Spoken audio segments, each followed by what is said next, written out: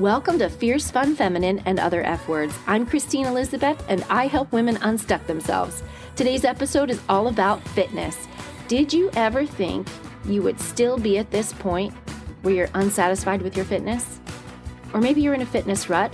Maybe you've never been fit, but you long to be fit. You don't know how to be fit. What is fitness? We're going to talk about all of this in today's episode, and I'm going to help you figure it out so that you can get unstuck. Let's get started. The beginning of the year is an appropriate time to talk about fitness. Right now, I'm recording this in January. And it's because everyone is out there. It seems like everyone starts their new fitness journey in January. I used to do that. I don't do that anymore. Now I use my birthday. That seems like a better time to set new goals for myself. I'm another year older. What have I done in the last year? The calendar year doesn't do it for me, and I think it sets myself up for more failure than success. But for those of you that use January, that's okay. Let's figure it out. Where are you? I've been in a place where I have not achieved my fitness goals, and there are a lot of reasons why. I've been in a place where I haven't loved my body. I've hated it. My health, that was a big piece. I wasn't ever really sick, but I knew that I could have been healthier. And so we're going to talk about what fitness means to you if you're stuck in a fitness rut, how to get out of it. And first, before we even get there, what is fitness to you? Do you attach fitness to a size? Do you attach it to a number on a scale? Do you attach it to how you look in a swimsuit? I mean, we're women, right? We all have that swimsuit thing. Even people with eating disorders don't like their bodies in a swimsuit. It's just this strange phenomenon we are not happy with. I hit a goal where I should be thrilled when I hit that goal. And in a swimsuit, I didn't feel satisfied. So I think swimsuit's a bad measure. But let's talk about what fitness is. So I looked it up because I was preparing for this podcast and thought, what is the definition of fitness? Thank you, Merriam-Webster, for this one. The quality or state of being fit. What's that mean? Don't you love definitions like that? Well, then the U.S. Department of Health, they say it's a set of attributes that people have or achieve that relates to the ability to perform physical activity. That's where they stop it. I dug a little bit deeper and found out that biologists have a definition of fitness, and it's on the cellular level. But then I got even beyond that, and I thought, what's this? Darwinian fitness? Darwinian evolutionists. And those biologists have a definition of fitness, and you've heard it. Do you know what it is? Survival of the fittest. Doesn't that make so much sense that that's where it started? Back then, you had to have a certain set of attributes if you were going to live. And so that's fitness for Darwinian biologists. The medical dictionaries, though, they take it further. A set of attributes primarily respiratory and cardiovascular relating to ability to perform tasks requiring expenditure of energy. Well, that could be a decent definition. I don't think it includes everything, though. It doesn't talk about disease. If we're thinking survival of the fittest is the root of fitness, then how does disease fit in? And then I found another definition, and I really liked this one. Executing daily activities with optimal performance, endurance, and strength with the management of disease, fatigue, and stress, and reduced sedentary behavior. Ding, ding, ding. That works for me. I love that. We're talking about optimal performance. You're always in competition with yourself, no one else. You're improving yourself in whatever your daily activity is. Maybe it's going up the stairs to your apartment, not getting winded, right? Your endurance, going for the long haul. Can you walk for a long time? Are you a runner? Strength.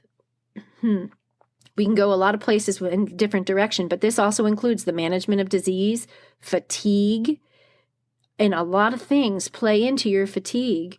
It's also your nutrition, but when you're fit and you're in fitness, you're probably eating healthier and you're choosing foods that feed your cells, right? And they're giving you more energy, so there's less fatigue.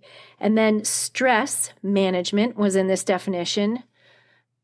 I think fit people can be stressed, but I also think they probably have a strong set of tools that help them manage the stress.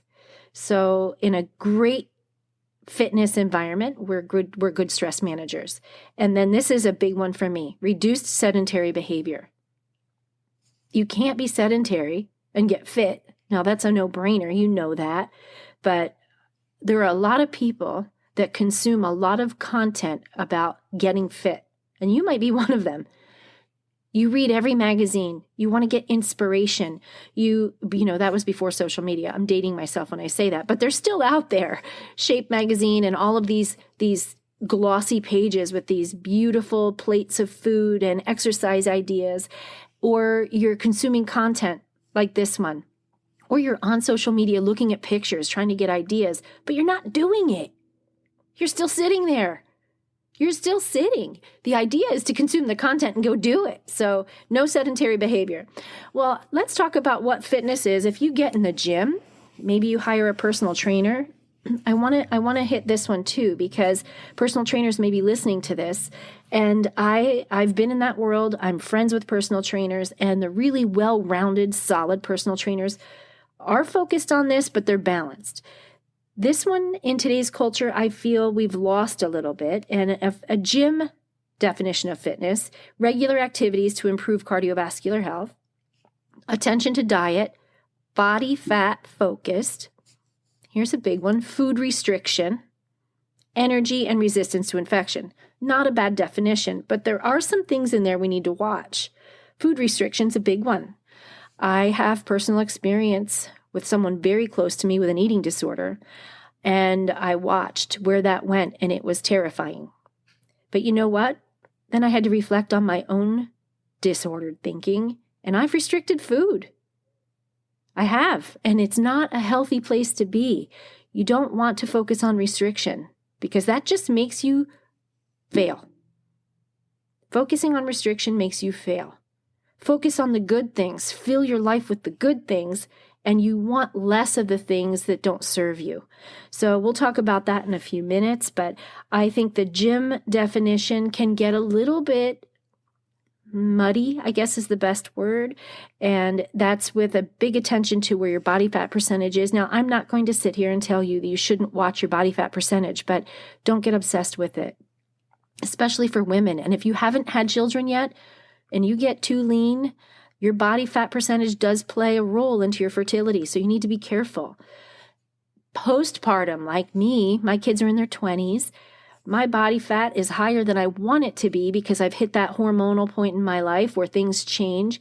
And so I can concentrate on body fat, but I don't have to obsess on it either. So body fat is important, but I don't need all of the organ fat around my reproductive organs like a younger woman would. So body fat's a big deal. It's a big deal because we can hyper-focus on it instead of focusing on the good things. So before we even take it further, now that we know fitness in the definition that I want to work with is optimal performance, endurance, strength, management of disease, fatigue, stress, and reduced sedentary behavior. That's the great picture of fitness that you're looking for. Notice that we're not talking about a number on a scale. We're not talking about your weight. We're not talking about what clothing size you want to be in. I went into, I guess I would say when my kids were maybe 8 and 10 years old, I had not shaken off the baby weight yet. I was larger than I wanted to be. I used to work in gyms and laid that down for a while. I was a group fitness instructor, personal trainer, all of that. I laid a lot down to raise my kids, like a lot of you have. And I had to do something. I was at that point, and maybe some of you were there, where you just don't want to be like this anymore. You get sick of yourself. You get sick of seeing your thighs or whatever it is. You just don't like yourself, and you lose self-confidence when you don't like yourself. So I put myself into this program with a spin class. Never did spin in my life. Oh my God, I hated it, you guys. Spin is awesome. And this was way years and years before Soul Cycle, and I'm sure that's amazing, and I haven't tried it, but it wasn't for me. I got up for this darn class. It was 5:30 in the morning because I had to work out and get done before I had to get my kids ready for school. Notice that's one success tip. You have to find time. But I got myself up. I went to this class. I never regretted going, ever. I've never once heard someone say, "Oh, I hated going on that walk," or, "Oh, I'm so sorry I went to the gym." I never felt that way, and nobody does. It's just getting yourself there. Well, I had an accountability partner. I had a buddy that met me there, and that was a big deal. That's one key in helping you find success in your fitness. I stuck to this spin class for about 8 weeks. I was in a class with cardiovascular surgeons, physical therapists. It was a early class with a lot of professionals that needed to work out before they got to work, and they loved the benefits of this class. And I was like, this hurts my butt. I hate the pants I have to wear. I didn't like it at all, and I quit. I just quit. I just said to myself, why am I doing this? I hate it. And not too long after that, I fell in love with dance fitness. That's when Zumba boomed. Well, I'm a dancer. I have a dance background. I was a competitive figure skater when I was younger, and I need music and movement of my whole body. I don't want to be locked into an apparatus and not be able to move, and I need change. And spin, I know that now they've changed it a lot. There's screens and there's different, I don't want to knock it because I think it's fantastic. But for me, I wanted to move my whole body. I found something I loved and I stuck with it. I started teaching Zumba not too long after I got into the class and got my body where I wanted it to be, and I did it with just Zumba. So I will say that is my pivoting story. That is where I found the thing as a mom that I stuck with, and I'm still with dance fitness. I take Zumba and I take it to the Caribbean. I teach in resorts. I teach here in my local area, and I don't do it for the money. I do it for the fun and because I love watching women unlock and enjoy themselves for 1 hour while they're burning calories. It's exercise in disguise.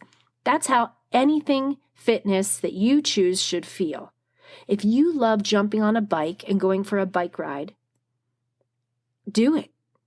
That's your thing. If that feels like freedom and expression and your true self, that's what you need to do to have success, fitness success in your life.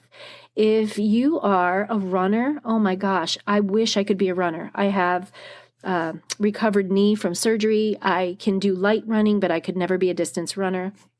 But some of you that can, I can relate to that runner's high. It's incredible. But people that run, I envy you. But if you're a runner or you want to be and you don't know how to start, there's a lot of great information out there. But that feeling where you know you're in your body where you're supposed to be. Runners don't quit running because they love running, right? I didn't quit dancing or taking Zumba classes or teaching or even taking it a step further. I now take salsa classes in a dance studio. That's also a form of exercise. I've been with this for years. I found something I loved and I stuck with it. That's a key. If you haven't stuck with anything in your fitness, it's because you haven't found what you love. Fitness has to be fun and enjoyable if you want it to be sustainable. Get that? It should be fun and enjoyable if you want it to be sustainable. If you keep failing yourself in fitness, it's because you haven't found your thing yet. Maybe you're more physical and aggressive and you would like kickboxing. I haven't tried it. I would love to try it. But my son used to have a punching bag in the garage, and I'll tell you what, I would punch it like 3 times, done. A real punching bag. I don't know about kickboxing classes. I know they don't. I don't know. I don't even want to speak to how they work because I haven't taken one, but I know that would be a killer workout. I know you can get a lot of stress out. So those are things that you need to think about if you're stuck in your fitness or you haven't got to the place where you feel fit. Maybe it's just because you haven't found what you love yet. Do you consider yourself fit? Which definition do you choose? I think I still don't consider myself fit. Actually, no, that's not true. I'm fit, but I'm not fit to the level I want to be. Then I have to look at, why do I want to be fit? Here's another key for you. What is your reason for wanting to be fit? Is it because you have, you want to be a role model for your kids? Is it a certain feeling? You want to feel confident in your body? Why do you want to be fit? Think about it. What is your reason for going to the gym or wanting to go to the gym or buying that online or live stream class? Why do you want that? Are you doing it for reasons that are sustainable? I love short-term goals, but if you're getting in shape because you're going to Mexico and then you get to the whatever you wanted and you envisioned, you get there, you reach your goal. And then in Mexico, you do all the things we do. And I love Mexico. It's one of my favorite places on earth. I get down there and I know what it's like. There's the margaritas are flowing, the chips, salsa and guacamole is there. You are in hog heaven. You're having a blast and you got the body you wanted. And you get back and you're off the wagon. Your short-term goal was to get fit for Mexico. Your reason for getting fit was not a sustainable reason. It was just to look good in your swimsuit when you got down there. So are you failing in your fitness because your goals aren't right? You need to think about, why do you want to be fit? Attach your goal to being fit to something that's lifelong, not just short-term. Short-term is a carrot, but you can't just stay there because you will fail. See it all the time. When I would meet my coaching clients, why are you here? Why do you want to be fit? My son's getting married next year. I have a high school reunion, all kinds of reasons like that. And I love those. They're great reasons. We want to look good when we go back and see these people that we haven't seen in 20 years. But it doesn't last. When it's done, they're back to their old habits. We want to find something sustainable. So attach your fitness goal to something more long-term, but use the short-term to help keep the fire under you. So I don't think fitness really can fade. I think our commitment to fitness fades because we have the wrong mindset. So we talked about, if you're stuck in a rut, to find something you love.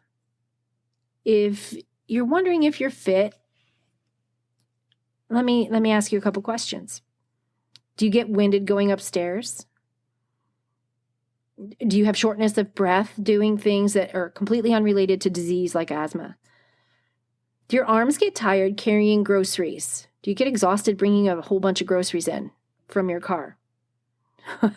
Are you someone that if you have to lift something heavy like a car seat, you ask someone else to take it for a minute because your shoulders and arms are tired? And I'm not talking about walking through a mall with it. I'm talking for a short term. You are at a place where you need to start in baby steps, if that's you. You need to take baby steps wherever you are and start just moving.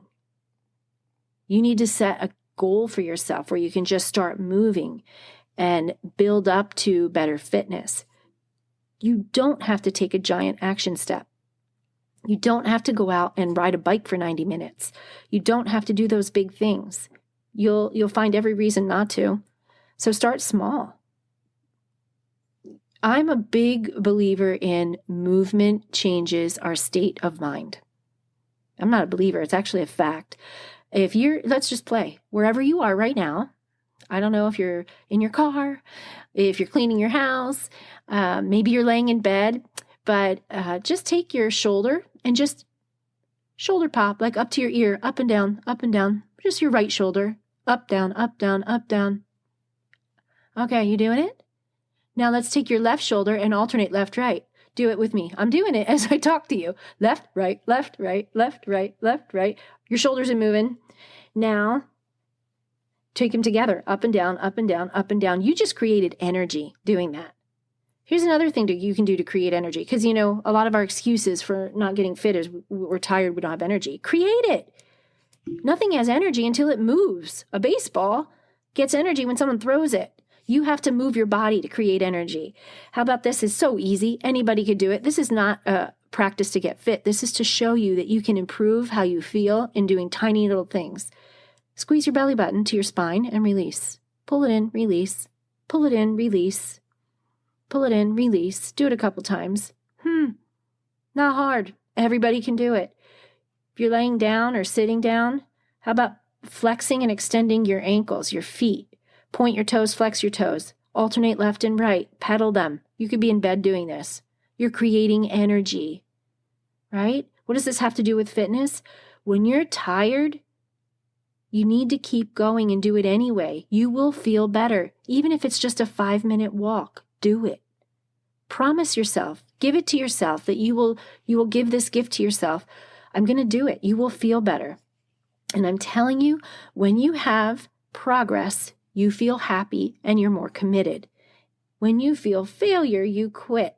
So these are baby things you can do. And I don't know, this is coming out of me as I'm speaking to you, but maybe it's a shoulder pop.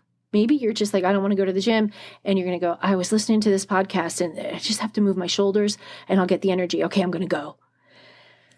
You know what? That really works in the morning, by the way. If you have to be an early morning workout person and you love having a slow morning, you love getting up before everyone and it's quiet, you're having your whatever you drink in the morning and you just don't have that energy, create the energy.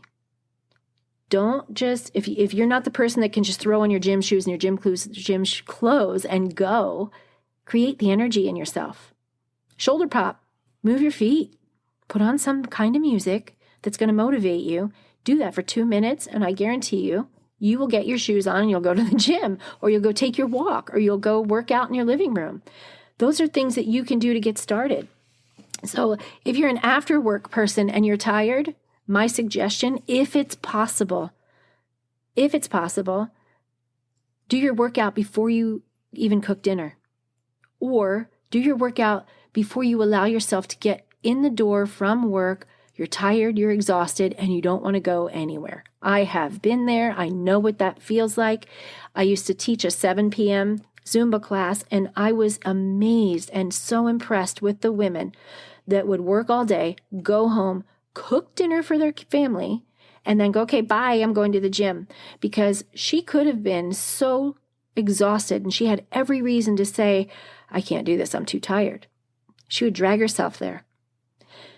The women that had more energy and didn't feel like they drug themselves there came right from work. They would commute from their job and take a gym bag in their car. They would show up to the gym, take a dance class or take a fitness class or go with a personal trainer and then go home.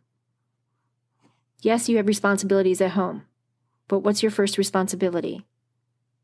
Okay, if you have children, they're in daycare and all of this plays in, you just need to work around it. Maybe it's early in the morning and it's in your house. I don't know, but I do know that you can make it work. Don't set up an excuse for yourself. That's going to take me right into, moms, especially when you have little ones. Oh my gosh, there's every reason to not want to get fit. You're exhausted. Baby cried all night. Somebody has an ear infection. Whatever it is, when you're a new mom, just throw that baby in a stroller and go for a walk. If that's all you can do, go for a walk. When they're sleeping, you need to nap. That's a whole other subject. You need to be rested because you have to be awake and alert to be able to take care of this new life that you have. But if you want to try to get in your fitness, go for a walk. Just do that and let that be okay. When that baby's older, you're going to have time to do more investment and to do other things. But if you are stuck in getting fit, I want to leave you with a few keys, things that you can take right now and help you. You're stuck in your fitness. Throw a fit. I used to say this all the time. You don't like your fitness? Throw a fit. Challenge yourself. Throw a fit. You need to challenge yourself. Maybe you don't do anything. You should start with walking. Start there. Give yourself a 7-day challenge. Find one online. Do you know how many free challenges there are online? 7-day free challenges. There are some 30-day ones too, but I really am a firm believer in find something where you know you're going to be successful. Pick the one you'll be successful in. We have 30-day plank challenges, 30-day burpee challenges, 30-day, and I love them, 30-day squat challenges. But if you're starting from ground zero and you've never done anything, do a 7-day challenge. Find something that is in a bite-sized piece where you're going to feel progress, where you know you can do it. You can take that time out. Progress leads to happiness, and that leads to more further commitment down the road. Another key that I want to give you, because this is something you already have, change your story. What are you telling yourself about being fit? There's something in your mind that keeps letting you off the hook, and I've done it. I've done it. That's why I can tell you this. I know. Oh, but self-care and grace is good. I need to just have this time for me, and I just want to sit here under this blanket, and I don't want to go anywhere. And this is good, isn't it? Yes, self-care is good, but that's not what this is about. That's an excuse because you're tired and lazy. Face it. You're just being lazy. Yes, self-care is good, but if you're promising yourself fitness and that you want to strive toward fitness for you, stop letting yourself off the hook. What's the story you're telling yourself? I'm too tired. Well, I just told you how to create energy. Shoulder pop, move your feet, do high knees. Do you know what those are? When you're just standing, just march your knees really high up to your waistline. Just stand and march your knees. That creates energy. Then you're going to be like, oh, okay, putting my gym shoes on, I'm going for a walk. I'm going somewhere. You're not too tired. You need to create energy. I work and I have no time. We all work. You know what's funny? People that don't work and do have time still have no time. That's an excuse. That is an excuse. I'm sorry. Yes, you work. You probably get up early and maybe you commute somewhere. Maybe it takes you an hour to get to work and then you work 8 hours and you have another hour in the car. It's still an excuse. It really is. You can find time. You don't have to have 90 minutes. You don't have to have 60 minutes.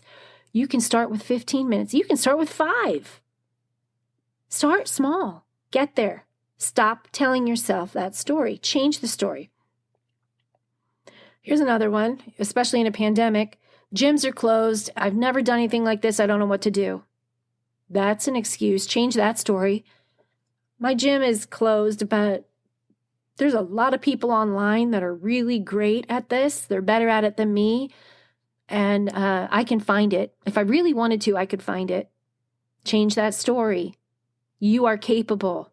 You are smart enough to hit play on a podcast. You can figure out how to find free content to be able to get started to find your fitness. Here's another one. This one's tougher to work with, but you're telling yourself your genetics don't allow yourself to change your body.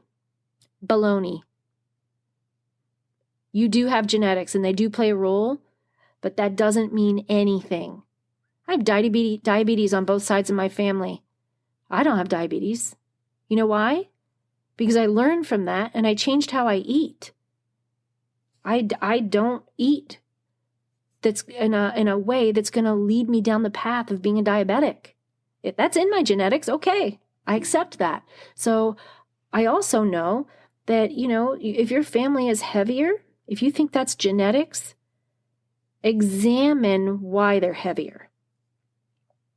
Maybe there's obesity in your family, and obesity is a national pandemic in the United States. So is diabetes and heart disease.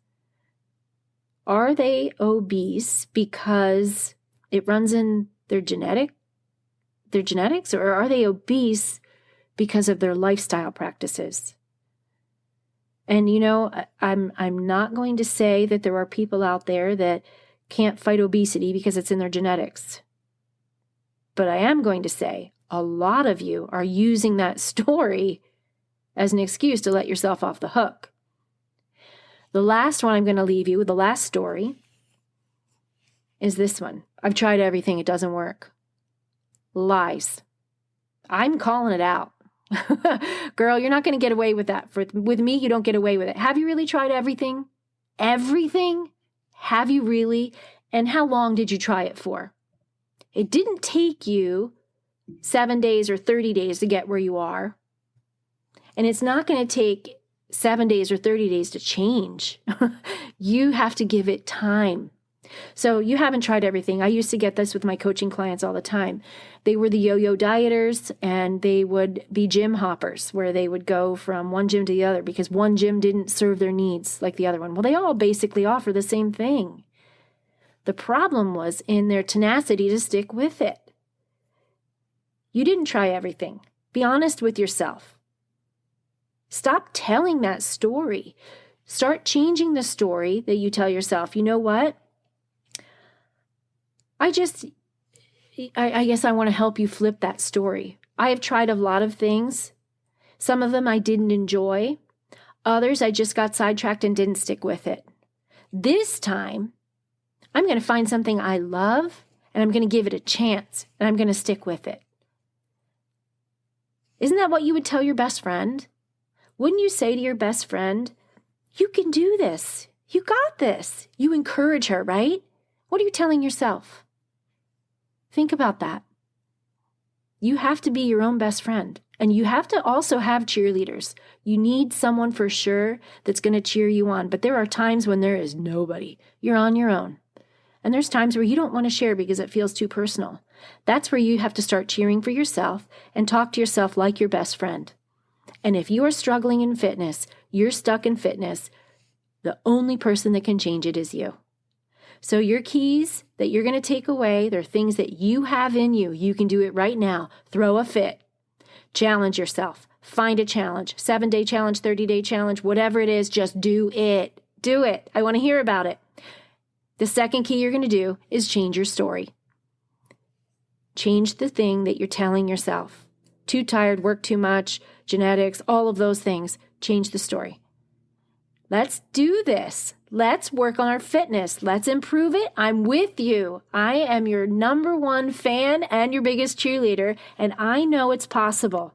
I can't wait to hear your success stories. Thanks for listening.